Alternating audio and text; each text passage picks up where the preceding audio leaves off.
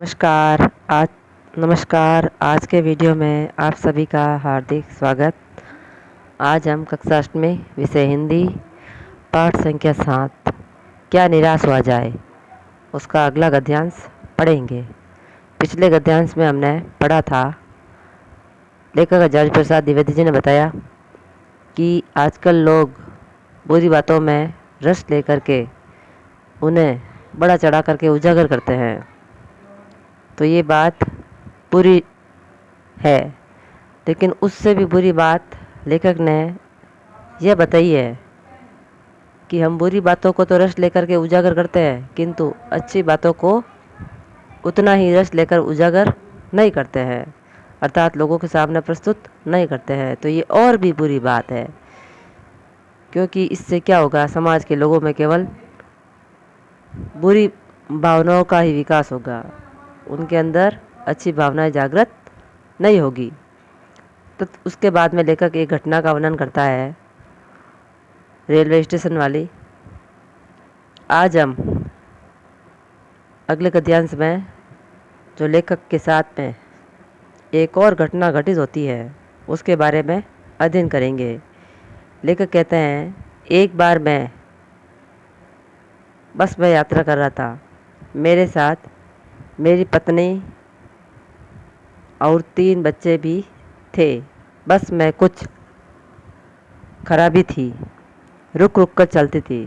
गंतव्य से कोई 8 किलोमीटर पहले ही एक निर्जन सुनसान स्थान में बस ने जवाब दे दिया। रात के कोई 10 बजे होंगे। बस में यात्री घबरा गए। कंडक्टर उतर गया और एक साइकिल लेकर चलता बना। लोगों को संदेह हो गया कि हमें धोखा दिया जा रहा है। बस में बैठे लोगों ने तरह तरह की बातें शुरू कर दी। किसी ने कहा, यहाँ डकैती होती है।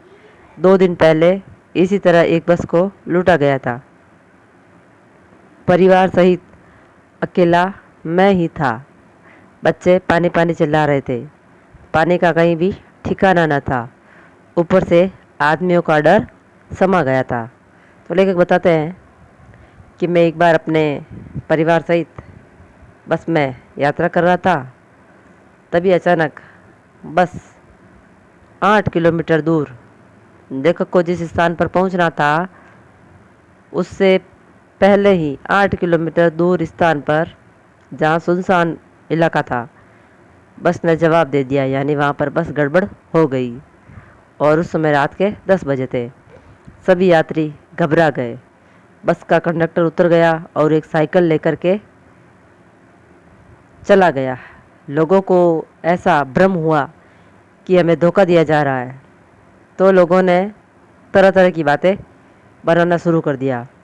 किसी व्यक्ति ने कहा, यहाँ पर डकैती होती है, यानी डाकू रहते हैं और वो लूटने का काम करते हैं। 2 दिन पहले इसी तरह एक बस को लूटा गया था।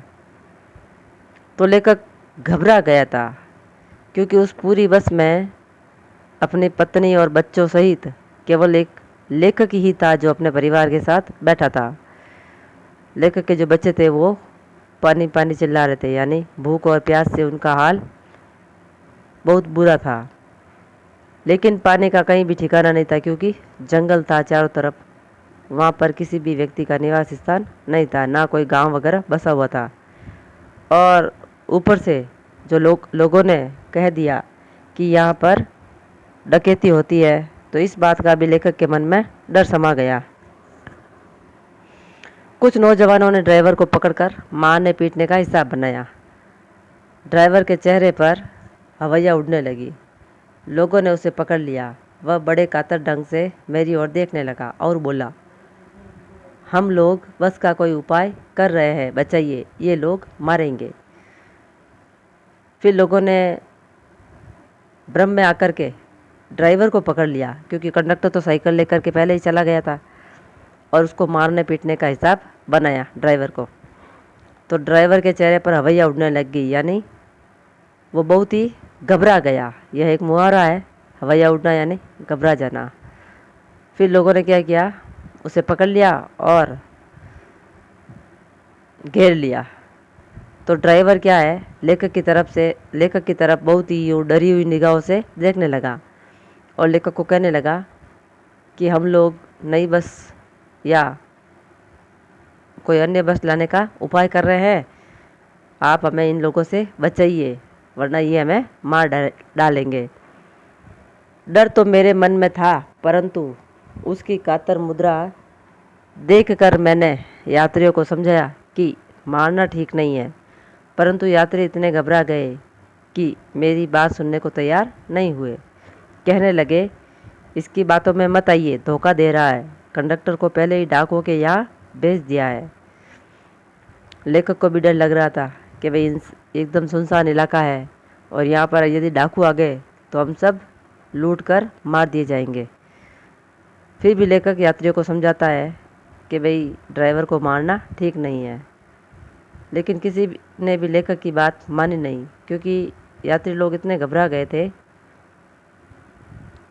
और वे कहने लगे कि ड्राइवर की बातों में मत आओ, क्योंकि ये हमें धोखा दे रहा है। इसने बस के कंडक्टर को पहले से ही डाकू के यहाँ भेज दिया है।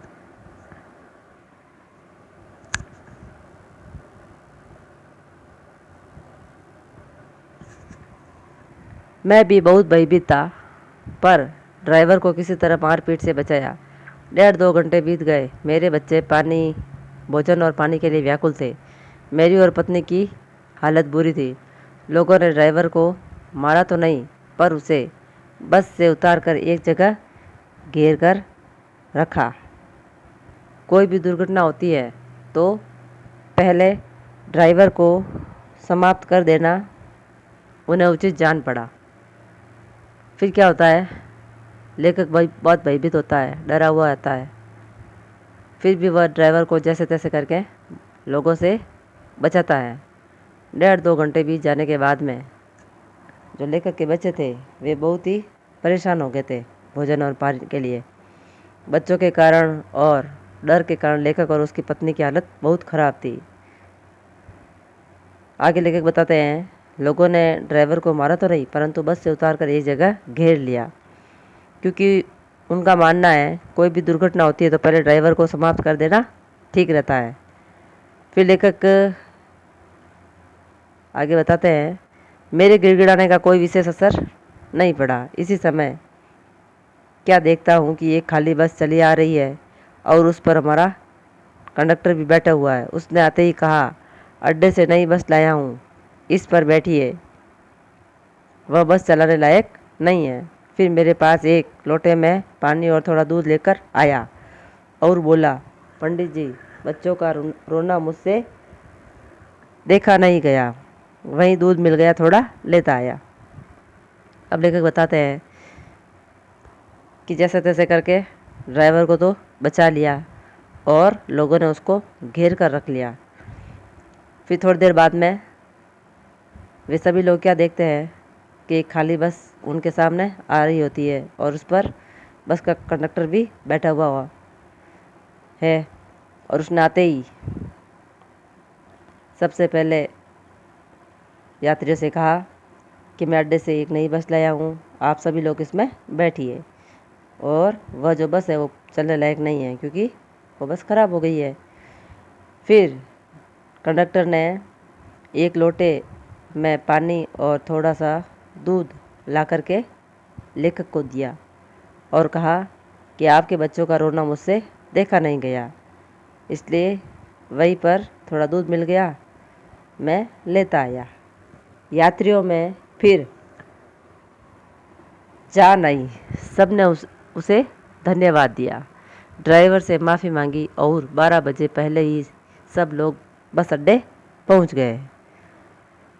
जैसे ही कंडक्टर बस लेकर के आता है, तब सब लोगों के जो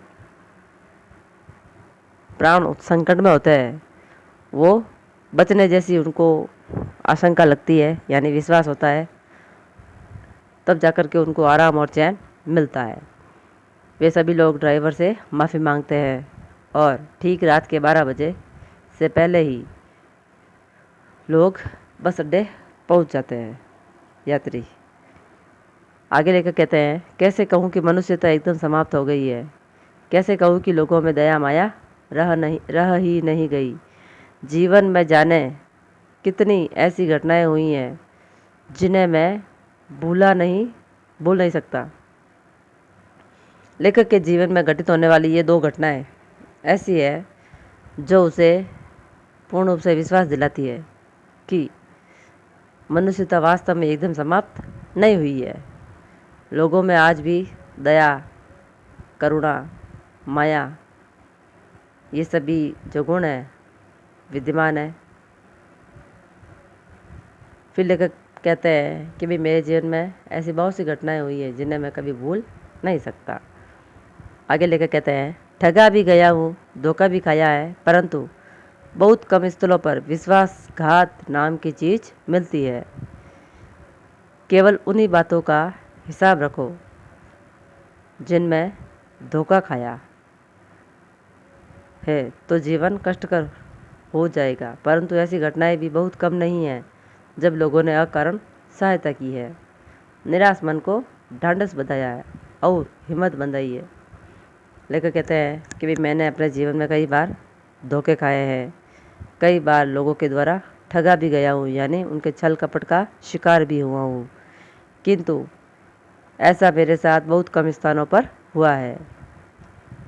और केवल अपने जीवन में उन्हीं बातों का हिसाब नहीं रखना चाहिए जिसमें हमें धोखा ही धोखा मिला है। यदि हम ऐसी बातों का हिसाब रखेंगे या ऐसी बातों को हमेशा स्मरण करेंगे, याद रखेंगे, तो हमारा जीवन कष्टकर हो जाएगा। इसलिए हमें अपने जीवन में उन बातों को भुला करके सिर्फ उन्हीं बातों को याद रखना चाहिए जब लोगों ने बहुत ही संकट के समय हमारी सहायता की हो और हमारे दुखी मन को धैर्य दिया हो, हिम्मत बंधाई हो। अगर हम ऐसी बातों को जीवन में याद रखेंगे तो हमारा जीवन स्वतः ही सुखी बन जाएगा और हमें आनंद की अनुभूति होगी। आगे लेखक कहते हैं, कविवर रविंद्रनाथ ठाकुर ने अपने प्रार्थना गीत में भगवान से प्रार्थना की थी कि संसार में केवल नुकसान ही उठाना पड़े, धोखा ही खाना पड़े, तो ऐसे अवसरों पर भी हे प्रभु मुझे ऐसी शक्ति दो कि मैं तुम्हारे ऊपर संदेह न करूं। लेखक ने रविंद्रनाथ ठाकुर का उदाहरण दिया है कि वो एक महान कवि थे, महापुरुष थे। उन्होंने भी अपने एक प्रार्थना गीत में ईश्वर से ये प्रार्थना की है कि संसार में चाहे लोगों के कारण मुझे नुकसान ही नुकसान उठाना पड़े या हर वक्त धोखा ही खाना पड़े, तो भी ऐसे अवसर पर हे प्रभु आप मुझे ऐसी शक्ति देना कि मैं कभी आपके ऊपर संदेह न करूं। लेखक ने ये बात हमें इसलिए कही है क्योंकि हम अक्सर जीवन में हमारे साथ में कोई भी दुर्घटना हो जाती है या कोई भी जोखिम भरी हमारे दशा का या स्थिति का हमें सामना करना पड़ता है, तो उस समय हम उस दुर्घटना का जो कारण है ईश्वर को मानते हैं कि ये तो सब भगवान की रची हुई माया है, ये सब ईश्वर के द्वारा दिए हुए फल है। तो ये सारा जो कारण है हम भगवान पर थोप देते हैं।